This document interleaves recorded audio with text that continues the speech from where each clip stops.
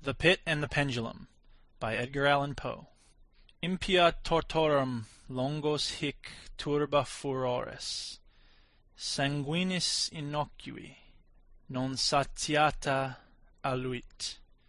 Sospite nunc patria, fracto nunc funeris antro, mors ubi dira fuit vita salusque patent. Quatrain composed for the gates of a market to be erected upon the site of the Jacobin clubhouse at Paris. I was sick unto death with that long agony, and when they at length unbound me, and I was permitted to sit, I felt that my senses were leaving me. The sentence, the dread sentence of death, was the last of distinct accentuation which reached my ears. After that, the sound of the inquisitorial voices seemed merged in one dreamy, indeterminate hum. It conveyed to my soul the idea of revolution, perhaps from its association in fancy with the burr of a mill wheel. This only for a brief period, for presently I heard no more. Yet, for a while, I saw. But with how terrible an exaggeration! I saw the lips of the black-robed judges. They appeared to me white, whiter than the sheet upon which I trace these words, and thin even to grotesqueness, thin with the intensity of their expression of firmness, of immovable resolution, of stern contempt of human torture.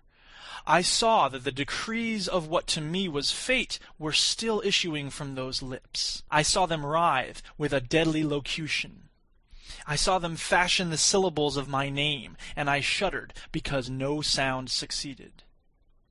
I saw, too, for a few moments of delirious horror, the soft and nearly imperceptible waving of the sable draperies which enwrapped the walls of the apartment, and then my vision fell upon the 7 tall candles upon the table. At first they wore the aspect of charity, and seemed white and slender angels who would save me. But then, all at once, there came a most deadly nausea over my spirit, and I felt every fibre in my frame thrill as if I had touched the wire of a galvanic battery, while the angel forms became meaningless spectres with heads of flame, and I saw that from them there would be no help. And then there stole into my fancy, like a rich musical note, the thought of what sweet rest there must be in the grave. The thought came gently and stealthily, and it seemed long before it attained full appreciation. But just as my spirit came at length properly to feel and entertain it, the figures of the judges vanished, as if magically, from before me. The tall candles sank into nothingness. Their flames went out utterly. The blackness of darkness supervened. All sensations appeared swallowed up in a mad rushing descent, as of the soul into Hades. Then silence and stillness, night were the universe. I had swooned, but still will not say that all of consciousness was lost. What of it there remained I will not attempt to define or even to describe, yet all was not lost. In the deepest slumber, no, in delirium, no, in a swoon, no, in death, no, even in the grave all is not lost. Else there is no immortality for man. Arousing from the most profound of slumbers, we break the gossamer web of some dream. Yet in a second afterward, so frail may that web have been, we remember not that we have dreamed. In the return to life from the swoon there are 2 stages. First, that of the sense of mental or spiritual. Secondly, that of the sense of physical existence. It seems probable that if, upon reaching the second stage, we could recall the impressions of the first, we should find these impressions eloquent in memories of the gulf beyond. And that gulf is what? How at least shall we distinguish its shadows from those of the tomb? But if the impressions of what I have termed the first stage are not at will recalled, yet after long interval do they not come unbidden, while we marvel whence they come? He who has never swooned is not he who finds strange palaces and wildly familiar faces in coals that glow, is not he who beholds floating in mid-air the sad visions that the many may not view, is not he who ponders over the perfume of some novel flower, is not he whose brain grows bewildered with the meaning of some musical cadence which has never before arrested his attention. Amid frequent and thoughtful endeavors to remember, amid earnest struggles to regather some token of the state of seeming nothingness into which my soul had lapsed, there have been moments when I have dreamed of success. There have been brief, very brief periods when I have conjured up remembrances which the lucid reason of a later epoch assures me could have had reference only to that condition of seeming unconsciousness. These shadows of memory tell indistinctly of tall figures that lifted and bore me in silence down, down, still down, till a hideous dizziness oppressed me at the mere idea of the interminableness of the descent.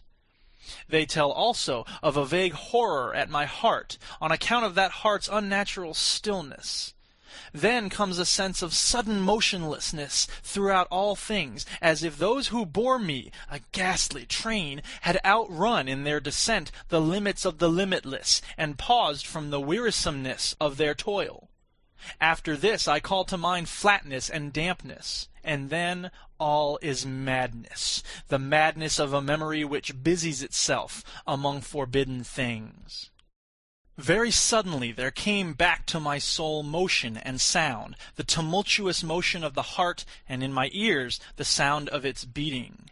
Then a pause in which all is blank, then again sound, and motion, and touch, a tingling sensation pervading my frame. Then the mere consciousness of existence, without thought, a condition which lasted long. Then very suddenly thought, and shuddering terror, and earnest endeavor to comprehend my true state. Then a strong desire to lapse into insensibility. Then a rushing revival of soul, and a successful effort to move. And now a full memory of the trial, of the judges, of the sable draperies, of the sentence, of the sickness, of the swoon. Then entire forgetfulness of all that followed, of all that a later day and much earnestness of endeavor have enabled me vaguely to recall. So far I had not opened my eyes. I felt that I lay upon my back, unbound. I reached out my hand, and it fell heavily upon something damp and hard. There I suffered it to remain for many minutes, while I strove to imagine where and what I could be. I longed, yet dared not to employ my vision. I dreaded the first glance at objects around me. It was not that I feared to look upon things horrible, but that I grew aghast lest there be nothing to see. At length, with a wild desperation at heart, I quickly unclosed my eyes. My worst thoughts, then, were confirmed. The blackness of eternal night encompassed me. I struggled for breath. The intensity of the darkness seemed to oppress and stifle me. The atmosphere was intolerably close. I lay still quietly, and made effort to exercise my reason. I brought to mind the inquisitorial proceedings, and attempted from that point to deduce my real condition. The sentence had passed, and it appeared to me that a very long interval of time had since elapsed. Yet not for a moment did I suppose myself actually dead. Such a supposition, notwithstanding what we read in fiction, is altogether inconsistent with real existence. But where and in what state was I? The condemned to death, I knew, perished usually at the auto da fe, and one of these had been held on the very night of the day of my trial. Had I been remanded to my dungeon to await the next sacrifice, which would not take place for many months? This I at once saw could not be. Victims had been in immediate demand. Moreover, my dungeon, as well as all the condemned cells at Toledo, had stone floors, and light was not altogether excluded. A fearful idea now suddenly drove the blood in torrents upon my heart, and for a brief period I once more relapsed into insensibility. Upon recovering, I at once started to my feet, trembling convulsively in every fibre. I thrust my arms wildly above and around me in all directions. I felt nothing, yet dreaded to move a step, lest I should be impeded by the walls of a tomb. Perspiration burst from every pore, and stood in cold big beads upon my forehead. The agony of suspense grew at length intolerable, and I cautiously moved forward with my arms extended, and my eyes straining from their sockets in the hope of catching some faint ray of light. I proceeded for many paces, but still all was blackness and vacancy. I breathed more freely. It seemed evident that mine was not, at least, the most hideous of fates.